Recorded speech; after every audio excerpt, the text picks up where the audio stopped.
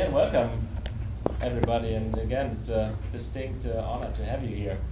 What we thought we'll do is that maybe each of you says a little bit about yourselves. I already messed up your affiliation, so I should leave this. I should leave this to you. And then, since many of the people, or probably everyone in the audience, is familiar with your work, maybe you can elaborate a little bit to how your research relates to strategy and family business, and you take it from there and sort of have some discussion around what might be some interesting topics to look at, how the two fields could inform and learn from each other, and take it from there. Does that sound all right? Sounds good. Who wants to start? Well, Joe's in the middle. I think that's a lead position. Okay. How did I know? How did I know? So what were the three questions you wanted again? I have no. Anything, you want us to say something about ourselves as well? Yes, absolutely. Okay. Joe Astrachan, been in the family business field as my primary affiliation, I guess, since the early 80s, and have been at Kennesaw since, good morning, since 1992. And when they first started recruiting me here, the whole area was surrounded by pine forests and dirt roads. So you know how much this place has grown in the last. And there were about 3,000 students when they first started recruiting. So that's the tremendous trajectory that this university has had. In family business, and I, like the field, have developed along the same research agenda. The initial research agenda was really about family dynamics and succession. Now, a lot of people still do research on succession, but I think people are coming around to, and of course succession is a strategic issue, people are coming around to the view that succession is but one event in the life of an organization, and it's not so much about getting the right leader, but making sure the wrong leader doesn't stay very long. And for family businesses, and those of you who are familiar with some of the assets shedding research in family business, you know that getting rid of things that are mistakes is very difficult. There tends to be some serious emotional attachment. Jerry back there is laughing. His parents kept him in place much too long. I'm just teasing Jerry. And so that initial research about succession moved to some more serious research about different types of performance, and then into, I would say, more governance, conflict. And now it's finally coming around to some managerial financial issues, which I think are all very much related.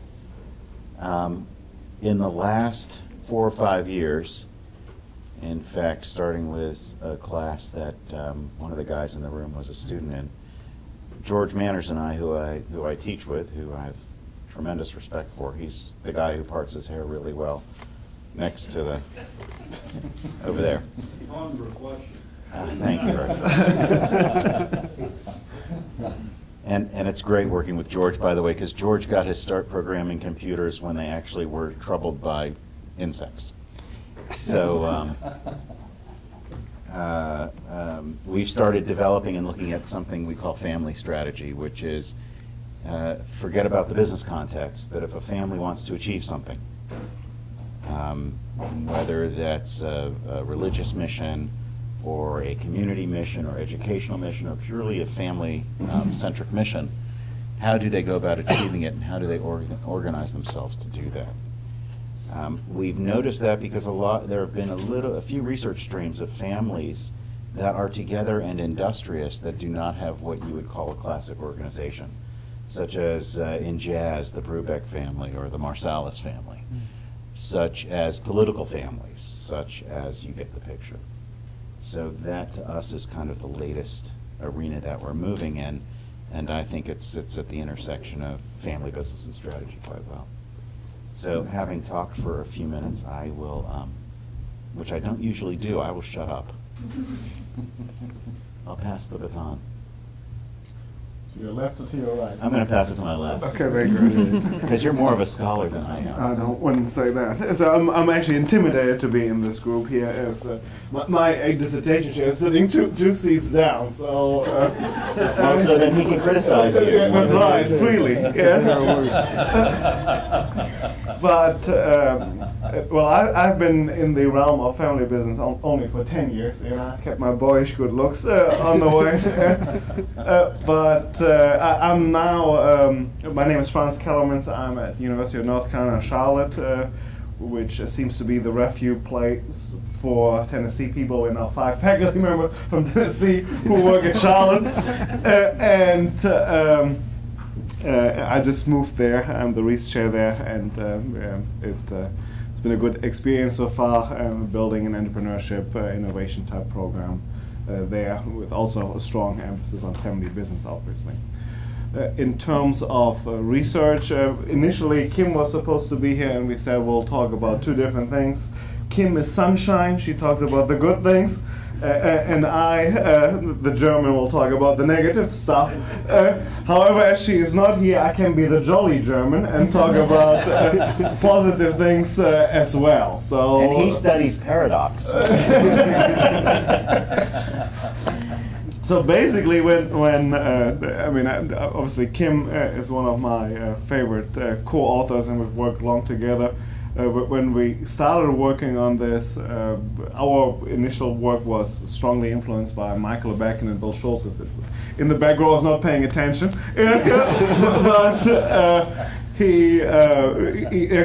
they started to write a couple of papers in AMJ, Oxines, and JBV, and others that advanced the field in terms of agency theory quite a bit, and had a somewhat of a critical point of view on family businesses. And we started with more a positive point of view. Now, 10 to 15 years later, we have a more balanced view, I would say. Some of our work now looks at some of the more critical things, but others on the more positive. I'll mention a few things here real quick. A lot of stuff that I'm currently interested in, and that's somewhat of a cliche because everybody does is socio-emotional wealth, but I think there is still a lot of ground that can be covered. We still not quite agree on how to measure this.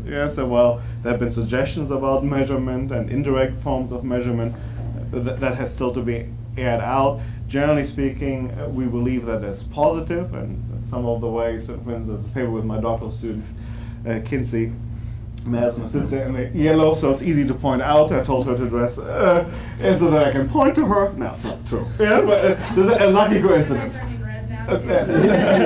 Actually, you've gone past red. You're Goes very well with yellow. But we have a paper where we look at does SEW actually lead to performance? Which, as we focus on non-economic goals, it is not clear if they would necessarily enhance performance effects or hinder performance effects. And at least in the sample that we have, which is about to go out for review. SEW is social-emotional wealth. I'm sorry. So Gomez Mejia's work and others on that. And so there are positive things. At the same time, what people don't look at, SEW, particularly if you break it down into different dimensions, may have negative consequences.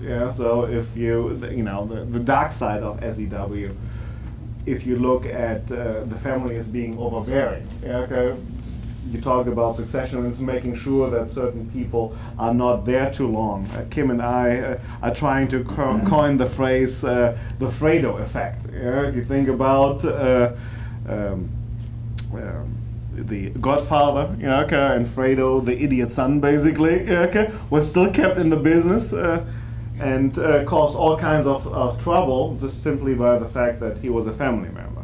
Not that we are suggesting to roll out on the lake and shoot the family member, but nevertheless, Every family has their own strategy.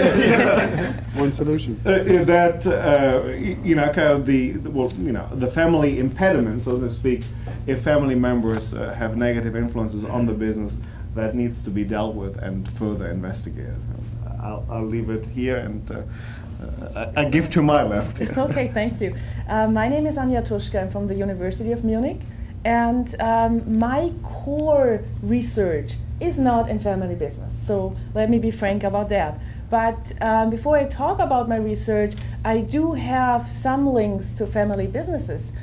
First, being German, when we study German samples of large German firms, we have a considerable amount of family firms within our samples. To give you some idea of firms you all have heard of, Volkswagen, Porsche, BMW, all car manufacturers and cars we really like still are in the hands, or at least partly in the hands of families, and the families take a strong interest in how the firms are run and how they perform.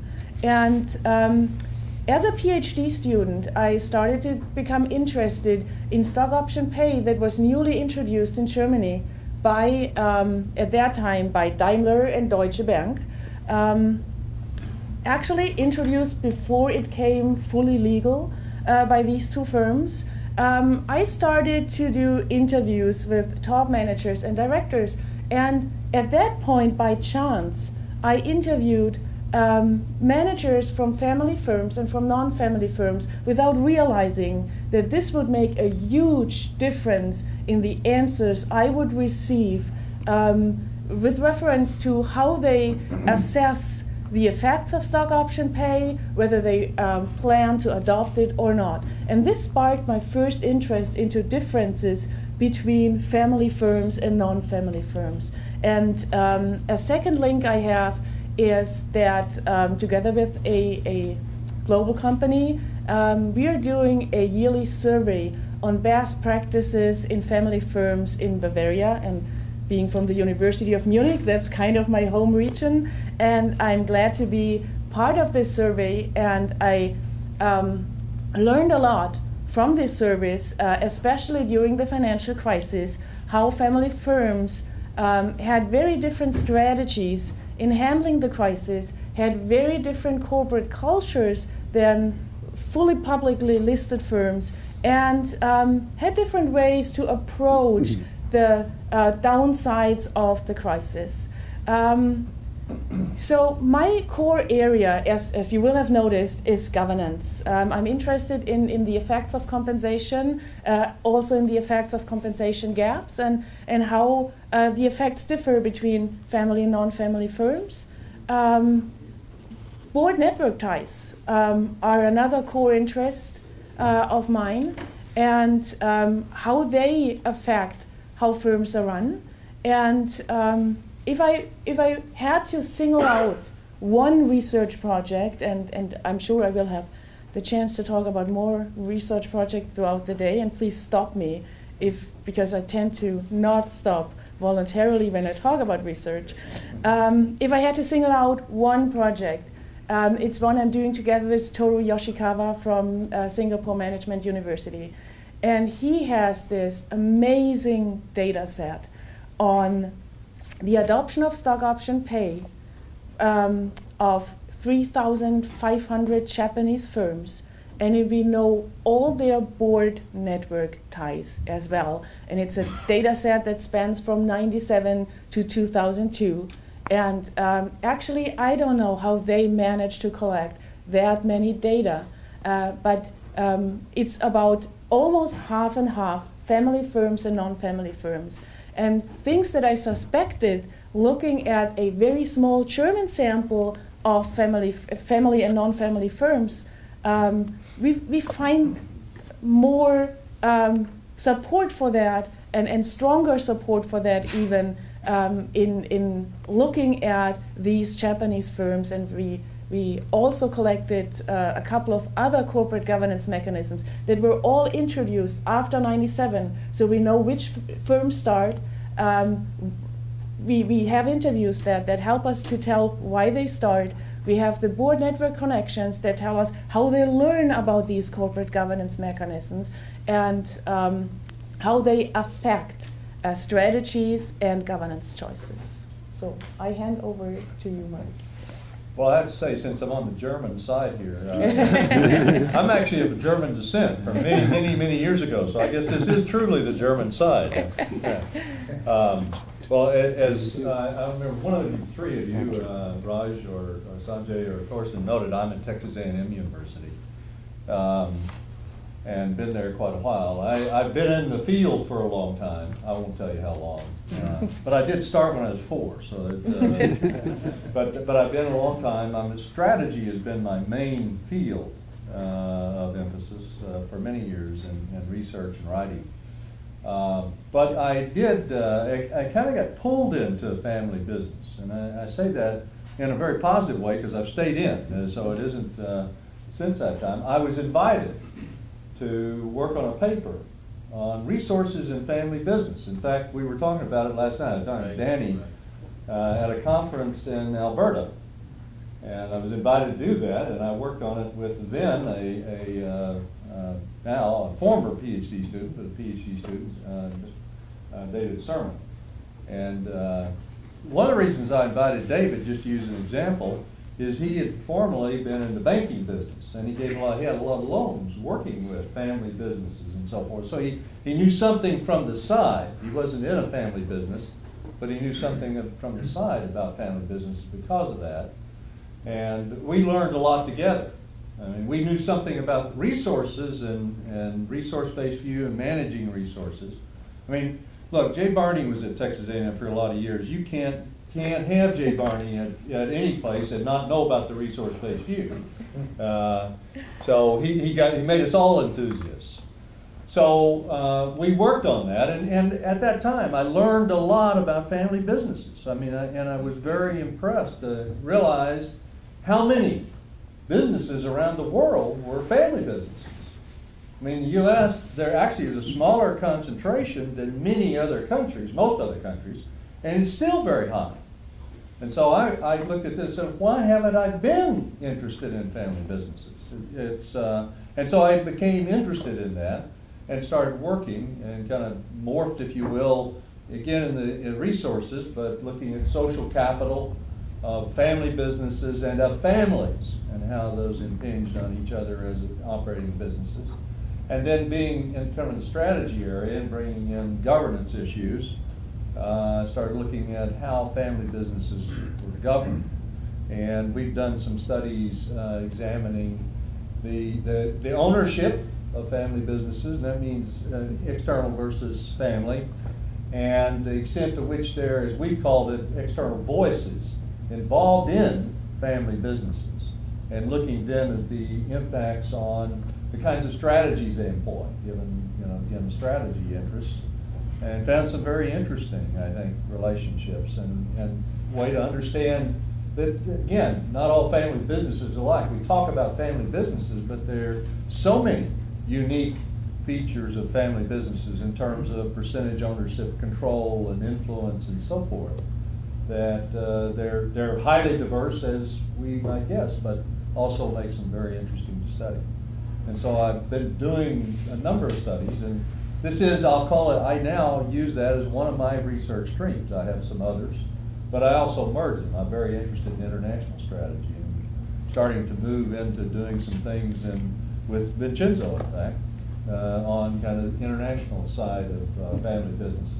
And I have been looking at the internationalization strategies, but now looking at maybe across countries and some of the institutional factors that might relate to that, given some of the other work we've done with Justin and some others, other good colleagues. So I've turned the floor over to this one. But before you guys continue, let me just point something out that Thorsten didn't mention. I don't think you mentioned this, Thorsten. Let me know if you did. There are a number of family businesses in the room that we invited here, and almost all of them are international.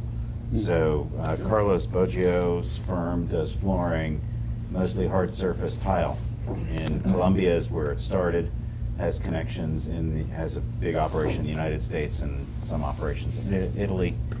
James Cathy, for those of you from the South, he's from the Chick-fil-A family.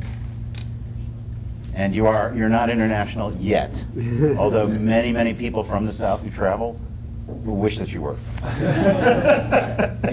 And we are waiting for you.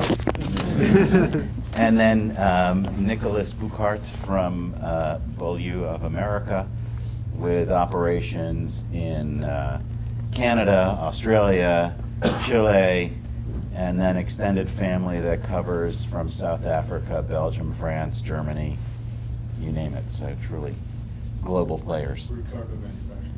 Oh, sorry, thank you. And carpet and hard surface. Not in tile yet, so don't worry, Carlos. Non-competitive. Did I miss anybody? Oh, and we have the internal person responsible for shareholder relations in a family business, which is McKee Foods. And those of you who don't know McKee Foods might know the brand Little Debbie Snack Cakes. So, Who's that? Chris Hankins, I'm sorry. I keep missing words. Right there. Thanks for pointing it out. You're welcome, but it's also will give you a chance, for those of you who are researchers. I spend a lot of my time also at the intersection of actually the family businesses and the research world. You get a chance to check out whether it makes sense, okay? Because we all understand that. So sorry to interrupt and Making sense is helpful. Making sense is always helpful, particularly when you sort of ground things in the reality of a firm. I'm Steve Floyd, as Torsten said, from UMass Amherst. Happy to be here. I haven't done a lot of research in family business, but I do have a sort of an emotional attachment to it. First of all, at the University of Connecticut, I was the founding academic director of the Family Business Center that got off in about mid-90s, I think it was, or early 90s. So I had an opportunity to meet a lot of family business people, spend time with them talking about their businesses, trying to relate what I do research-wise to their companies. The other, probably more relevant experience I have regarding family business is I was in a family business. I was what was affectionately known as the gorilla. That is to say, I married the boss's daughter. And so I was the son-in-law in a business. I ran the company for 3 years as president before I got the great insight to become an academic. And so I have some sort of insider feel for what might be relevant in family business relative to the strategy process arena, which that's been my research domain for the most part, is strategy development processes, things like strategic planning. And the one thing I've done so recently in terms of family business research is with Franz and Kim Edelston on the strategic planning question. There's a lot of research in the strategy area. To what extent does planning really pay off? That is formal planning. And we found out in our research that it pays off differentially depending on the generation that you do it in. We could talk more about that. So it seems to me there may be a lot of productive intersections between the strategy process area and family business. Three immediately come to mind for me. One is kind of the organizational group level decision-making process. Variables like consensus. Strategic consensus has been one of the themes in management research, or the opposite, strategic dissent. So conflict or consensus within management teams. And again, from my experience in being on a management team within family business, it's often very difficult to get to consensus because there are entrenched positions based on family roles. I remember, for example, my beloved mother-in-law is no longer with us, and father-in-law had seemed to come to the meetings with diametrically opposed opinions on virtually everything. If he said white, she would say black. If he said white, she would say, and the reverse, you get the idea. And why they did that, I think, was more to create a sort of a productive dialogue. But for those of us at junior levels, it created an emotional climate very difficult to give input to, because you never knew who you could get stepped on next, or what pair of golf shoes is going to come on top of your head for disagreeing with father-in-law or mother-in-law. Mother-in-law was the one you really don't want to disagree with. A very powerful lady who I have a great respect for. She was a wonderful business person, way ahead of her time in a lot of respects. But her ability to vent emotion was quite intimidating. So that's another area. So the sort of the overall group decision-making process of literature, I think, could usefully intersect with family business arena. And this emotional thing is sort of an individual level construct. There's been a turn in the strategy process area and strategy field in general. It goes under the heading of micro foundations, which has a number of kind of behavioral ways to go at it. One, I think that is maybe relevant to family business is to personality research. So I'm involved with a PhD student, for example, studying CEO personality and the effects of core self-evaluation, narcissism, and anger as an emotion the interaction of those kinds of effects on important outcomes like strategy development processes. So I think the whole idea of looking at the individual players within family business management teams in terms through the lens of their personality and their emotional makeup, their tendency to get angry, for example. My father-in-law, who has since actually had a massive stroke, but left him with all his capacities. He's fully cognitive and physically normal, but what it did to him is mellow him out. He's a red-haired gentleman, very intense person, again, very, very intelligent. But pre-stroke, he was on the trait anger scale, he was about a 99.9.99999. He would get angry over virtually anything. If you disagree with him, he would immediately turn angry. And again, that had a very, very significant consequence on the decision process. So studying personalities, not only in terms of the classical measures like core self-evaluation or narcissism or other kinds of personality constructs, but also emotional makeup. The third one that I think is an emerging area within strategy, which has gotten my attention and I think it could be usefully thought about in terms of family businesses, something known as strategy as practice. Have any of you heard of this idea? There's a new IG within the Academy and within the SMS as well.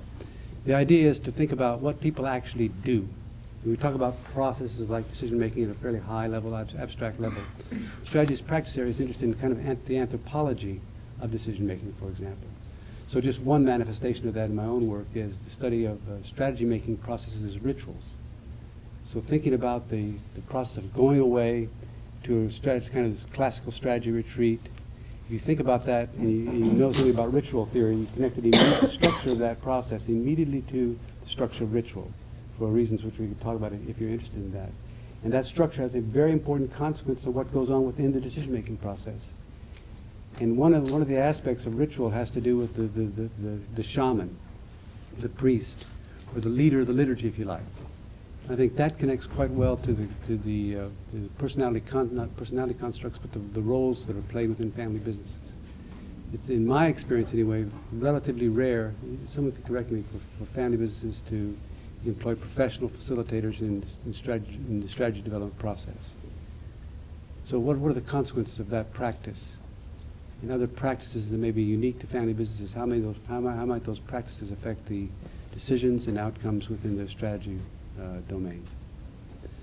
So whether it's practice or micro sort of things like personality and emotion, or the more general group, team level process variables like consensus, it seems to me there's all kinds of potential for thinking through intersections between strategy, process, and family business context.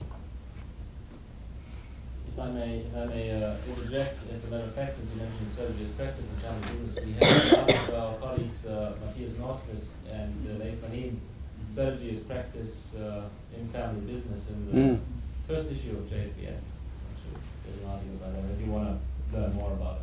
Very good. Thank you, Torsten. Thank you. Well, my name is David Reeb. I'm at the National University of Singapore. I am not a strategy person, and I don't really don't know what family business really is either. I'm a corporate finance guy. Okay, so I come at it from that perspective, and my focus as a corporate finance person has been, I focus on family firms, ones that are publicly traded. Okay, so, and my concern as a finance person, do a bit of accounting, is how does this affect, this ownership structure, how does it affect other stakeholders in the firm? So in our first series of papers, we looked at how does this affect outside equity holders? How does it affect outside debt holders? How does it affect the diversification decision of the firm, because the family has an undiversified portfolio in holding a firm, so they try to force the firm to diversify. And then in that first stream of papers we did, we also looked at how does the family maintain control in a large publicly traded firm without holding majority control. And the short answer to that was through the nominated committee. Right? So that was kind of our first set of work. And it was very unique in that, coming from a finance perspective, in that sense that we thought in that research that families were good, just as a general rule. Now, the reason that was odd is in the finance literature, there was a strong belief that family ownership was not only bad, it was almost inherently evil, okay, in a publicly traded firm, and that the only reason anybody would stick around in a well-functioning equity market is if they wanted to steal. That was the perspective pretty much in finance, okay, that we were coming from. Our view was pretty much more of an evolutionary economic standpoint, that if this was really bad, it would go away. If it was the completely dominant thing, that's all you would see. So there must be positive and negative attributes to both ownership structures, both an completely atomistic shareholder structure and one with a large dominating shareholder and outside shareholder. Now, I'm not talking anything about private firms. These are only with public firms. Okay, 'cause private firms are a completely different thing. So that was our first group of papers. Then we started getting interested in an aspect of it, sparked by some work by Berlin go along, that made us start thinking about, you know, most of our research was probably wrong. Okay. We looked at S&P 500. A lot of the earlier research looked at Fortune 500. And unfortunately, there's a problem. So I exemplify. I live in Singapore. My sister came to visit. She lives in Mobile. And she came to visit. And she'd been there about a week. And she said, you know, not all Chinese people are smart.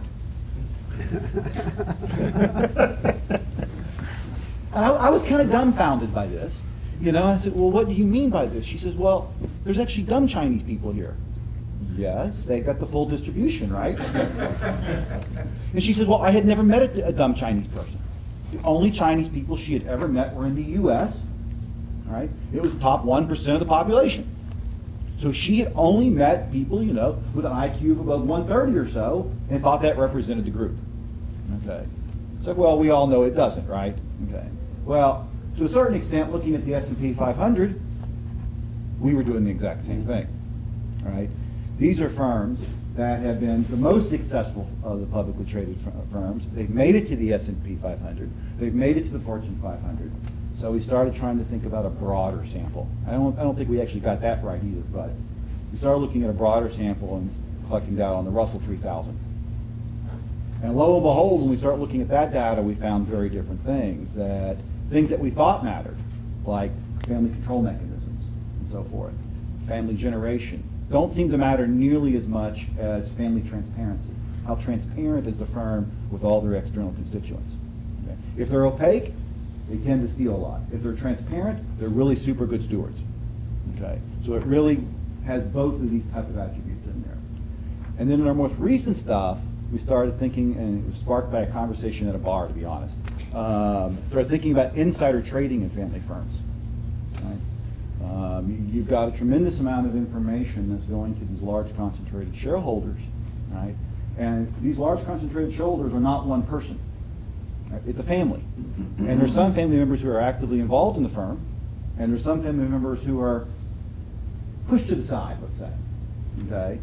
And often these ones pushed to the side still have access to information. So we started looking at insider trading, and most recently found that when you look at in the US, that about when you start looking at most measures of informed trading or insider trading that the finance literature has developed, what you find is that there's almost no insider trading or illicit informed trading going on in the non-family firms. Almost all of this insider trading that you find is in the family-controlled firms. Okay. So you run any of the type of standard measures, non-family firms, almost no insider trading. The SEC and the Department of Justice has pretty much stamped that all out. Okay. When you look within the family firms, there's a lot of insider trading going on. It's like 1,600% more. Okay. It's almost non-existent in non-family firms. So that made us start thinking a bit more, and so now we're focused a bit more on fraud. So we started looking at fraudulent activity, and what you find when you start looking at fraud is that 70% of the cases over the last 25 years in the US for fraud have involved family-controlled firms, and 97% of those have been with the founder. In fact, heir-controlled firms don't do fraud, as a general rule. All of the fraud occurs in founder-controlled firms. That accounts for the bulk of fraud, or at least fraud that's prosecuted by the SEC and the Department of Justice. So we're working on things of that nature. So our first stuff was all about how families were great monitors. The more recent stuff is about how some of the costs are. And then finally, we're trying to think a little bit about why do families stay? This notion that they could steal enough doesn't make sense to me. The Waltons, Walmart, have a $100 billion stake in Walmart. They own roughly 50% of the firm. They could control that firm with, I don't know, 50, 25, 50% of what they have in it, and take the rest of it and put it in a diversified portfolio. So it can't be just private benefits. In fact, if you use like a standard mean variance framework and try to figure out how much they're giving up by not holding a diversified portfolio, they would need to steal $2 billion a year to justify that large of a stake. I don't think they're stealing $2 billion a year. I don't think anybody is.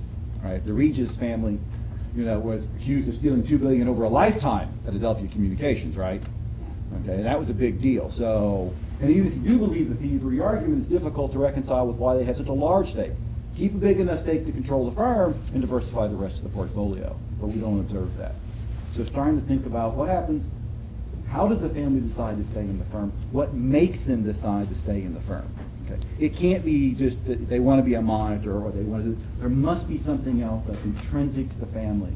And so we're trying to think about how you would write down a utility function that would say what the family does. And what we're working on now is the notion of ambiguity aversion. Okay?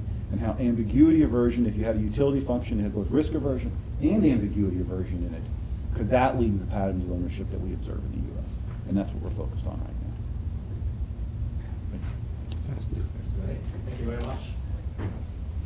I think you've already gotten a little bit into this topic of the session. What are the leading debates in both strategy and family business, and how could we sort of join the conversations? How could one field maybe inform the other, and how could we explore the opportunities for research and better understanding together? I think you already started down this path with pointing out some, I think, fascinating areas for future research. So if we continue on this line of thinking, maybe can we pick up a couple of questions or comments or concerns from the floor? Right? I got into this family business thing from looking at Indian firms, and when I started exploring Indian firms, I found that the majority of the large firms are family controlled or family managed. And that's true of a lot of the emerging economies. You take Indonesia, you take Thailand, you take Taiwan, you find a large percentage of those companies are family managed and family controlled. Now, one of the reasons, of course, we all look at sources of competitive advantage of the firm in a market-based context. But one of the reasons attributable to the success and longevity of many of these firms is their ability to deal with the socio-political environment obtaining in those countries. They manage those relationships with the political power structure in a different way and on a different basis than a traditional multinational or a widely diversified firm. And that's an area which potentially offers a great deal of promise if you look at family firms and how they manage socio-political relationships, both in a democracy as well as in a centrally controlled economy. Because especially in some of these democracies or newly emerging economies, the reason for the success of these family firms is their ability to manage that political relation. And I thought maybe somebody on the panel would have some insights, observations. Well, I'll respond. I'm not doing work in that area, but it does sound fascinating, and I would agree, at least on the surface, that when I say on the surface, just because I haven't done research on it, that managing the socio-political relationships and so forth are very important, and they would vary, I'm sure.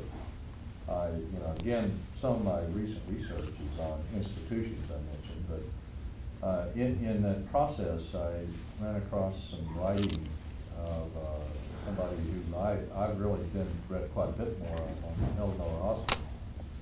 And she talks about institutional polycentricity, but that part of that is the multi-levels of institutions. And we tend to think, or I started out thinking institutions are all at the country level, but they're really not.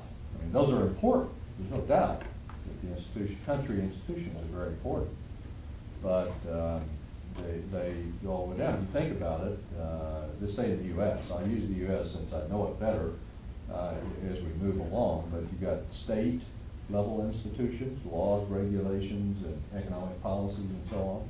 You go down in the U.S., you have county and city, and all those are important. And oftentimes, you talk about family businesses. You were in multiple countries.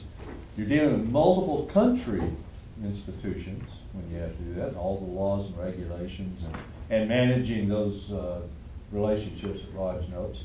But you also, you locate somewhere in those countries, here or wherever else, and you have to deal with the local institution, and those local relationships are sometimes as important or more important than possibly at the country level. Depends on the country and the level of control and so forth at those different levels.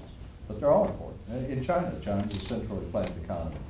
I look at you because we talked about earlier, but it's a centrally planned economy. But they also have the local. I think about, I've spent some time in Shanghai. I've met some of the people that run the Shanghai government. It's very important, and they have a big impact on businesses and so forth in Shanghai. So it's not only the central government, but the local, and that's true as you span out across the different provinces and so forth, and the local cities in China. So it really, this is true across countries all again, they're varied. My only point is that your point is a good one, and it's really a lot even more complex than just thinking about you've got to build a relationship with this. It's at different levels and different groups of. If I could interject just a little bit, because and a couple of little points here. The most striking example for me was one of our Indian students. George and I were there, and all of a sudden he starts introducing extended family to us at different positions in government. Also, one of our Colombian students was in a similar situation, which allows for certain levels of survivability of the firm, particularly during regime change. We also have students in Venezuela, and it's a completely different world because their family networks and the political regime just have no intermixed. There's no intermixing. And it is a source of competitive advantage, in my opinion, not that I've conducted any research on it. Now, in, I think it was the last issue of HBR, there was an article on treating your ex-employees as alumni. And I think if you're going to mimic that in non-family businesses, that's the route to doing so, which is maintaining strong established relationships and trying to steer alumni into political life for the benefit of the firm. Maybe in that kind of a direction, just as a potential idea. Very good. I think Mara Faccio does some interesting work in this space. She's at Purdue, and her work's been a lot on how family firms, almost at the intersection of how family firms and regulatory capture. Mm-hmm. So you could think how the families try to capture the regulatory environment. Okay? Talking about large publicly traded firms in emerging markets, where family members essentially go back and forth between running things in the firm and running things in the government. And jail. And jail occasionally. But the big thing is about how this is a protection thing. And in an environment like that, one of the issues that we know that even if you wanted to exit the firm, it's very difficult because a lot of times, like take Indonesia, which I live right next to, it's very difficult to sell a company in Indonesia. There is an equity market, but you couldn't there's no atomistically traded firms like a General Electric. It just doesn't work in that type of legal regime yet. And so it's very difficult to exit the firm. So we know they're being successful, but we don't know what the counterfactual is there. If something else would be more successful or not, because no one's been able to successfully really exit the firm other than selling it to another family firm. So is there an argument being made to some degree the extended family network substitutes for weak institutions, and therefore under those conditions that you expect family business to thrive, or at least potentially outperform the publicly traded business? Well, possibly. I guess you look at, there is research, you know this, on family groups in countries, and they exist in a lot of Latin American countries in particular, but they do in other parts of the world as well.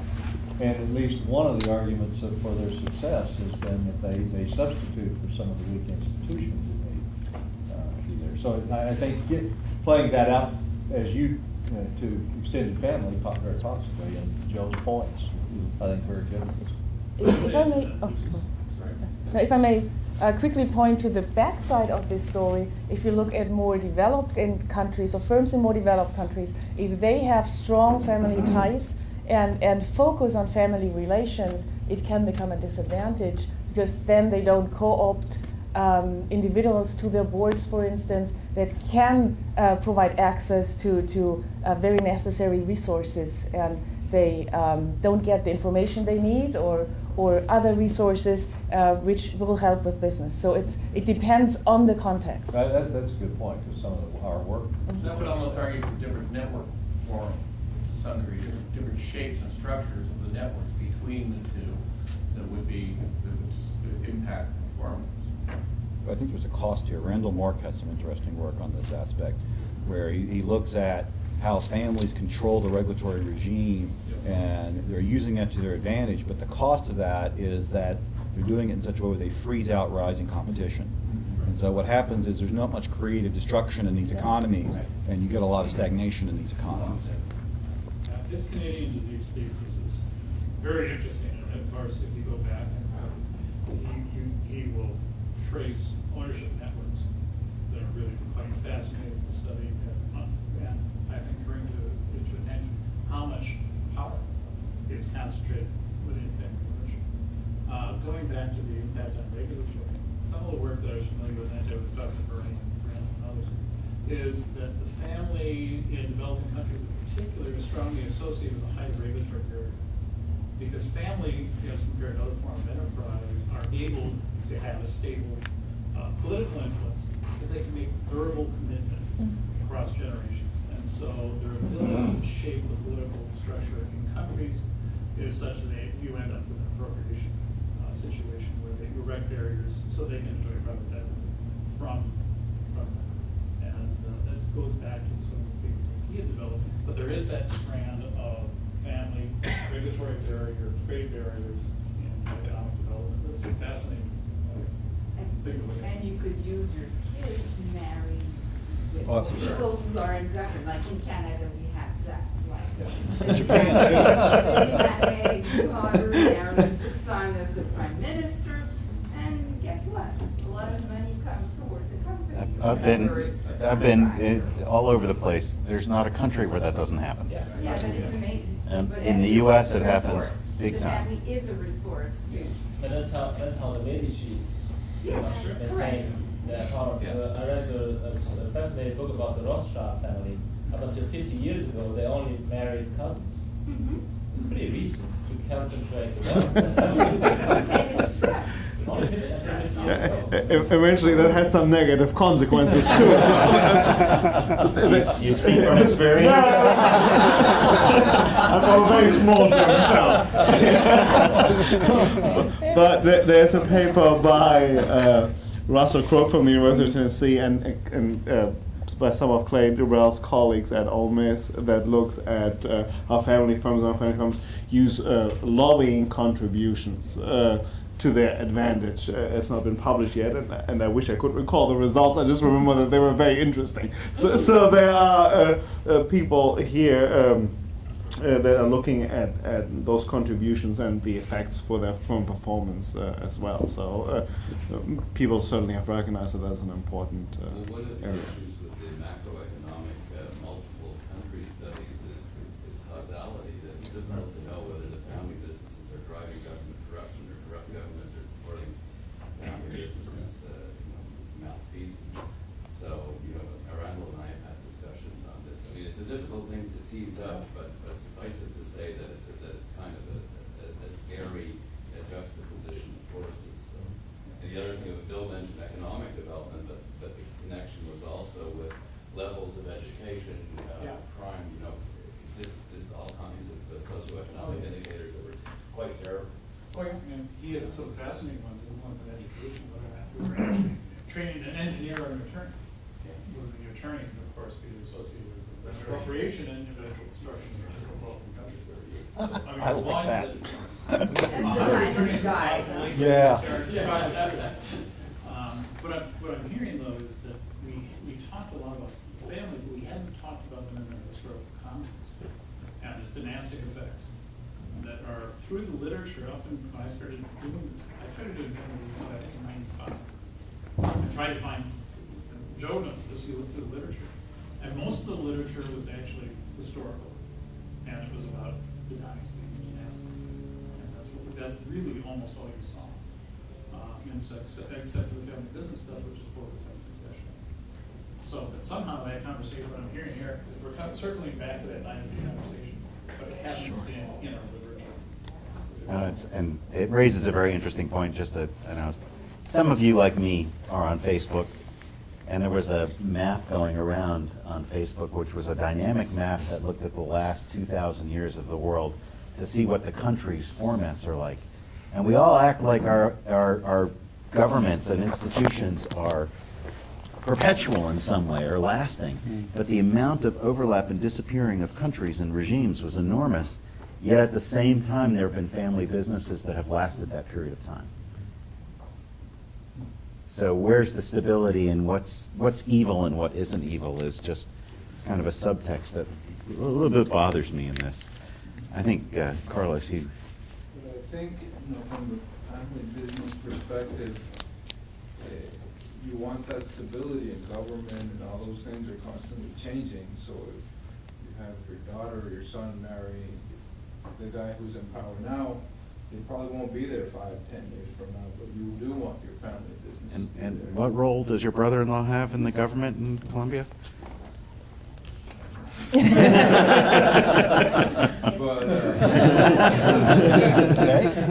no, he doesn't have any. No, he doesn't. Anyway, what I'm trying That to was say a joke. is that from a family business point of view, you try to at least we do, we try to be stable, not upset anybody, and try to, whenever political campaigns come along, who are you going to contribute? We say, it's a very difficult position, because you always, from a family business point of view, you feel that the government is out there to get you. They make succession more complicated, they make wealth management more complicated, they make everything more complicated. So, I don't know. From a family business point of view, you feel like you're the little one, and you're trying to maintain a stable position, and you not only don't have to upset the people that are in the government right now, and using that example that Joe pointed out, my brother-in-law was related to somebody in the government 3 governments ago in Colombia, and now they're not popular at all. So exactly. So you don't want to. I have to point out one other thing, just to give you some striking comparison. One of our other students is married into the Habsburg family.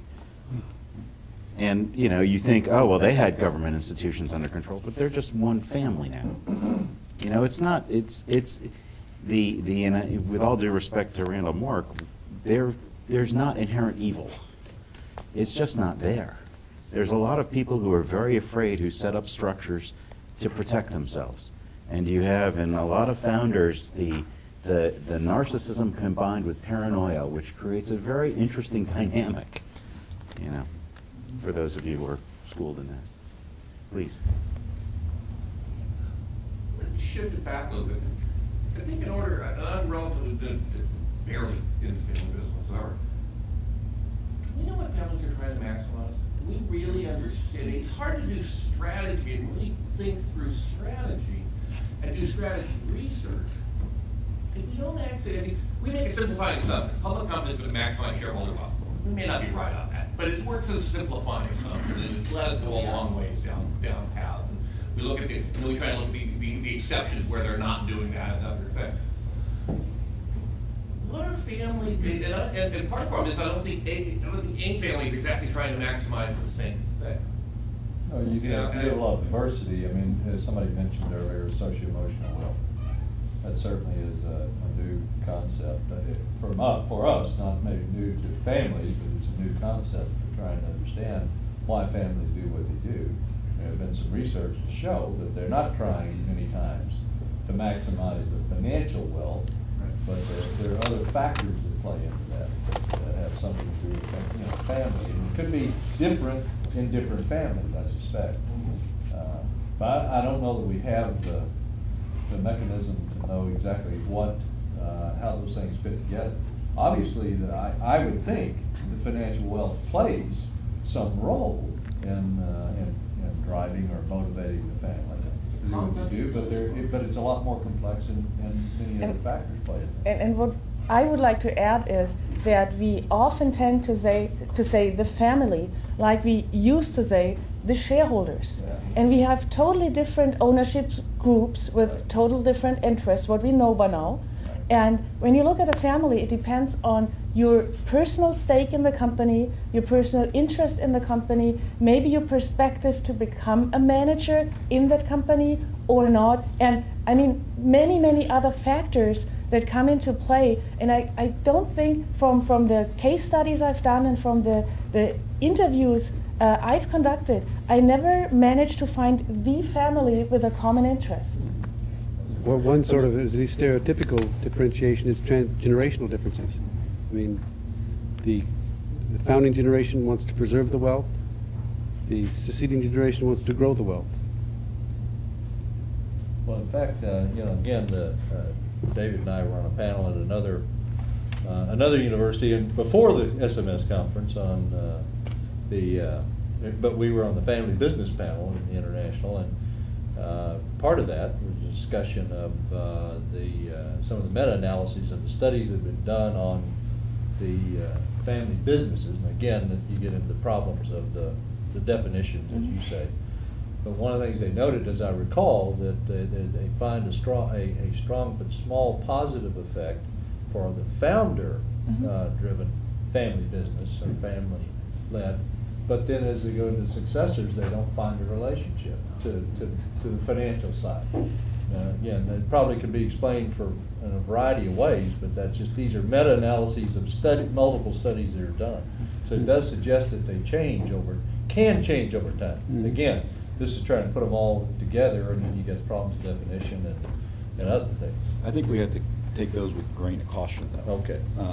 Because it's very difficult to compare a founder firm to an heir firm. So most of these studies run a regression where they have a variable for the dummy and a variable for the heir firms, and they compare them all together. They may put in a control variable for age or something, but it's just some linear specification.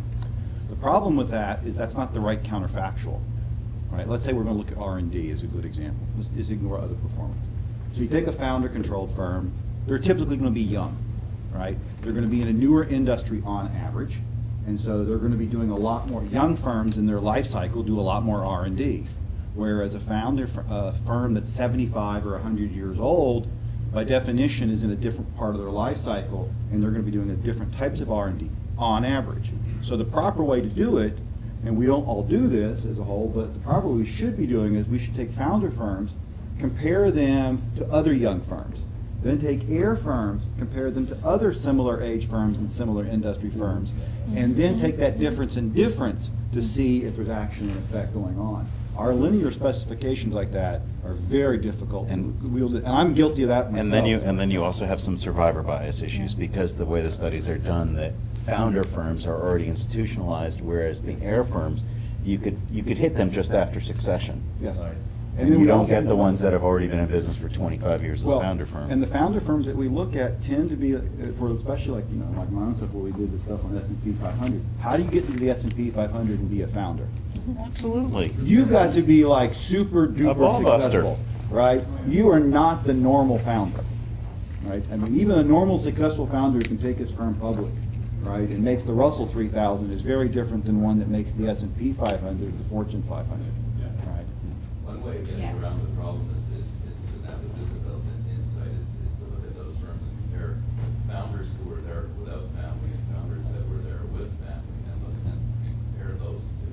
That works in the cross section, but not dynamically, right? Because some of these founders say that there's no one going to be in the family. They're a sole founder, but then 3-5 years later, we see family members in the firm. If you have a panel. If you have a panel, then you can look at the change over time. Potentially, if you can fully count all the family members. But you have to wait until the founder dies to know whether that's right or not.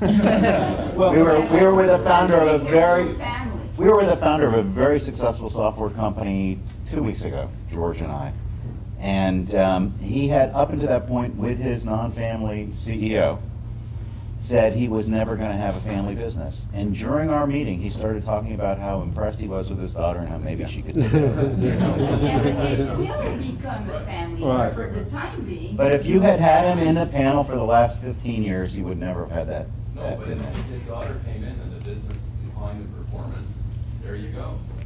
But include multiple family members versus the person's there alone, and you have a difference in performance. Oh, they weren't publicly traded anyway. It's not exogenous. The tiny No. what profile? We all Make it end. We all agree. and I would say it's not just family firms who have different multiple agendas. And it's not all the firms who want to grow, it's all of it. You don't need to be a family firm to have multiple agenda. You want to be great in your community and also make a bit of money. It's not everybody wants to make the maximum money. And even within that context, you have to take into account dispersion of ownership. Yeah. Because when highly concentrated firms that I had, highly concentrated firms behave like, productive firms using debt effectively. And as soon as you ended up with dispersion, you ended up with dispute, debate, and then you had people, issues over debt, issues over investment, appropriation issues with country. And so what you saw in performance was that firms in which ownership was highly concentrated were much more effective in investment, R&D, and things like that, which tended to be founder controlled. But it turned out there was a big population of older firms in there that had actually trimmed the family trade. So, when you end up with everybody arguing, the way you solve it is you buy a house. So they trimmed the family trade, they concentrated both, and they had investment characteristics that were very much like the founder profile. And I think there is one important difference we have to factor in when we look at family and non-family firms is that when you ask a manager to step down and you dismiss him more or less, he goes to another company or he changes profession. If it's a family member, there is family dynamics going on, and he or she may still have a considerable ownership stake in the firm that he or she may use in a very personal interest, which I know from some German case studies, and it may be different in other countries, even hurting the firm, maybe even from the outside it looks like purposefully hurting the firm because having been overlooked or having been dismissed at a point in the career where it was really hurtful. And it's very different when you're not a family member in that case. I think there are the issues are interrelated. So what is a family firm and the inherent diversities? We still really don't know who's normally involved. On a general basis, there's been one dissertation by Greg Tappis that looked at small firms, so family, mother, father, son, daughter, cousins, as an initial cut at who's involved in the business. We don't know that, but who's involved at the same time has a direct impact on what the goal function is. And I think, as Michael said, SEW is a useful tool, particularly if you break it down to subdimensions. So there are different types of economic and non-economic goals. And I think here again, the simple linear approach may not get us somewhere, because the key question is, well, are we satisficing on one dimension? Do we have a threshold across all dimensions?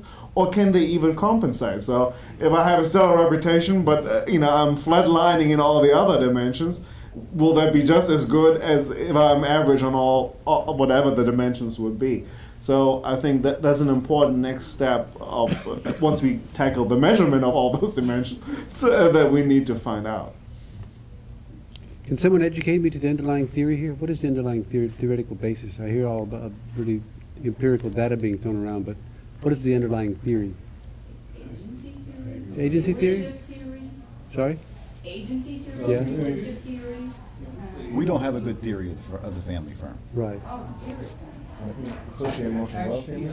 No, the theory of the family firm is what I'm trying to get. Does agency theory?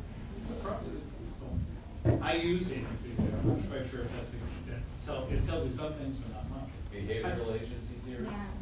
Well, that's a moral hazard model and it's underspecified. So, What is also agency theory? A lot of the work now, family firms, deals with secondary agency, principal Right. agency. That's where it's manifest. Right. So when you want to examine secondary agency, family business is a very good context. Secondary agency, principal agency. Principal. Right, principal.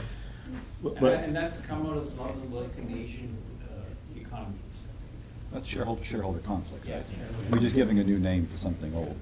In fact, I've used the socio-emotional wealth thingy that way too. We've talked about non-pecuniary and non-monetary benefits for decades. Absolutely. And now we're just saying, Thank now you. we're going to put a new word on it. Instead of calling it non-monetary benefits, we're going to call it socio-emotional wealth. And as family firms say, we call that owner's pride a long time ago. Yeah, but I think that the theory of the family firm is something that Jess Shua, Jim Chrisman, and Lloyd Steyer with the conferences said that was the initial aim, to build something like this. The sad truth is, I'd say, in a similar position as entrepreneurship was, we are still trying to come to our own in the family business field, I would say, and we have very few things which are unique to us. So, if any. Yeah, okay. For a lot of the dynamic family business owners, having a theory of a family firm would mean it's obsolete as soon as it's developed. Because the nimbleness of a family business ownership group is such that they don't have to follow the theory. So. But the only people I know working in that space are Burkhart, Grom, and Panuzzi. Mm-hmm. Burkhart's at, I think, Stockholm School of Economics, and Panuzzi's at Bocconi. I don't remember where the other one is, but they've got a series of papers, like in QJE and all, on that I think that's you could characterize as something about approaching the theory of the family firm from a contract basis perspective. But it's very rudimentary at this stage. And it really focuses more on what the family does versus why the family does it. And Steve, like I say, I think the theory of the firm that we have, all the different approaches, property rights, agency, TCE, whatever you might have, those are all the effective tools to describe what the firm is. The question is, where does family influence the family? The ties and the dynamics of it alter or change the assumptions under which those theories operate. So if those theories are correct, and we have reason to think that the various approaches that we've traditionally taken to the theory of the firm are robust, the family alters the assumptions on which those models have been built. So the question is, which variable do you tweak? Tweak that variable to be So we don't need a theory of the family firm per se. We need to understand transactions cost theories in terms of family firms, for example. Yeah, I mean, my approach has always been that if the theories that we built were built around notions of what Western corporation, which was an ideal form, stylized and all that sort of thing. So when I started thinking about family enterprises, what happens in the family context that makes the assumptions that are presumed implicit in the models of the Western firm change. And I think that's probably, I don't know all the things, I haven't thought about the problems for a while. But my guess is that rich answers are available to us if we take them. It seems to me that one of the differences between family and non-family firms, non-family firms have primarily one family firm, and family firms have multiple outcomes that they could pursue. One way to approach that might be to look at values. How do family firms' values differ from non-family firms? And if you could categorize those somehow, we might move toward better understanding of family firms. I'm afraid. Thanks for the talk, and thanks to everyone for your questions. Please join me in giving a hand.